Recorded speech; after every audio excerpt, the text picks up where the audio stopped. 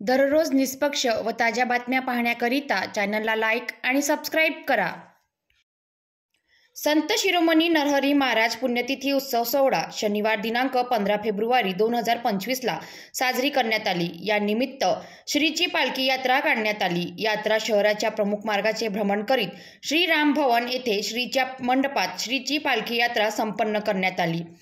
तसेच महिला व मुलांकरिता विविध सांस्कृतिक कार्यक्रमाचे आयोजन करण्यात आले होते।